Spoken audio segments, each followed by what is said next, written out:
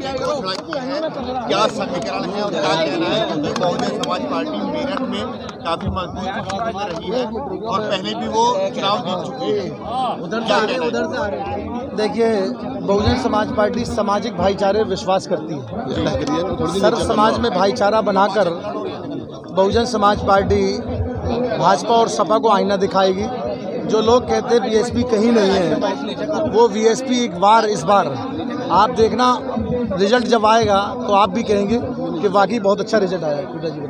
अच्छा रायन जी, गठबंधन की बात हो रही है, तो बहुजन समाज पार्टी गठबंधन में क्यों नहीं गई, क्या इसकी वजह है? बहुत अच्छी बात पूछी है, मैं आपकी बात से सहमत हूँ। हमने पिछली बार 2019 में गठबंधन किया था। आप बताइए, जिस समाज की बुनियाद पर हमने गठबंधन किया था, केवल दलित और मुसलमान के साथ और अति पिछड़े समाज के लोग जो सेकुलर मानसिकता के थे वही तो खड़े रहे थे। बाकी दो पार्टों में बांट दिया था, हिंदू और मुसलमान में पूरा चुनाव बांट दिया था भाजपा ने। और इसलिए हम ये चाहते हैं कि हम कोई हिंदू मुसलमान पे नहीं बटें, हम सामाजिक भाईचारे पे काम करें और समाज का संदेश जाता है। राजनीतिक गठबंधन से कोई फ़ायदा नहीं है, सामाजिक गठबंधन होना चाहिए। समाज में जो नफरत की बुनियाद है उसको ख़त्म होना चाहिए, सामाजिक भाईचारा बनना चाहिए, उससे फ़ायदा होगा। बीजेपी कह रही है अब की बार 400 पार और उत्तर प्रदेश में 80 की 80।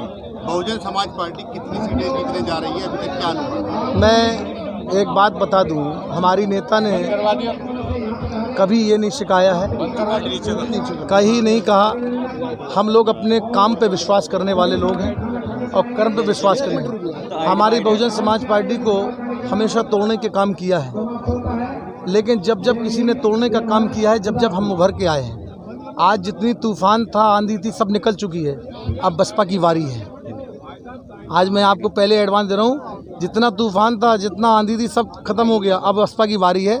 आगे आगे देखना रिजल्ट कैसा आता है। मोदी जी कहते हैं कि फॉर्मूले के सहारे बहुजन समाज पार्टी हम लोगों ने को फिर से स्थापित करना चाहते हैं। सोशल इंजीनियरिंग ने हमने ही पैदा करी। हमारी नेता, हमारे जो जन्मदाता थे मानवर काशीराम और बहन कुमारी मायावती जी ने पूरे उत्तर प्रदेश नहीं, पूरे देश में सोशल इंजीनियरिंग से ही हम लोग काम करते हैं। सर समाज को भागीदारी दे के ही काम करते हैं। अच्छा रायन जी, मैं पूछ रहा हूँ, आपने अभी कहा एक भाईचारे का नारा दिया। हाँ, भाईचारे मोदी जी कह रहे हैं हमारी गारंटी है, आपका भाईचारे का नारा है, क्या इसके पीछे है? हम भाईचारे की गारंटी देते हैं कि अगर भाईचारा जिस दिन हो जाएगा उस दिन की सारी गारंटी कब की खत्म हो जाएगी। बहुजन समाज पार्टी ने उत्तर प्रदेश में मिशन 80 को लेकर लड़ाई को त्रिकोणीय बना दिया है, ट्रायंगुलर फाइट होगी। त्रिकोणीय मुकाबले में देखना आप, बीएसपी ही हावी रहेगी, ये मैं आपको एडवांस बता रहा हूँ। आपको लगता है कि मुस्लिम समाज साथ रहेगा? देखिए, बहन जी अंदरूनी तौर पर भाजपा को सपोर्ट करते हैं। देखिए एक बात, अगर अंदरूनी ग्राउंड अगर होता तो आप समझदार हैं कि हमने कैसे कैंडिडेट उतारे हैं पश्चिमी यूपी में।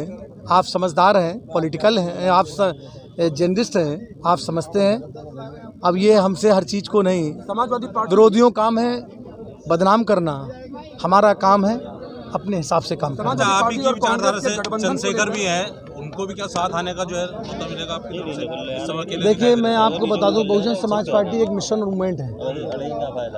बहुजन समाज पार्टी को हमेशा ख़त्म करने का काम, आपस में मतभेद फैलाने का, समाज में किस तरीके से बीएसपी को कमज़ोर किया जाए, तो तरह तरह हर समय से, आज से नहीं, ये बाबा साहब बी आर अम्बेडकर के समय से ही उनके विरोधियों को, उनकी ही समाज के लोगों को तैयार करके उनके सामने खड़ा किया जाता था कि कमज़ोर हो क्या बाबा साहब को मिटा पाया कोई?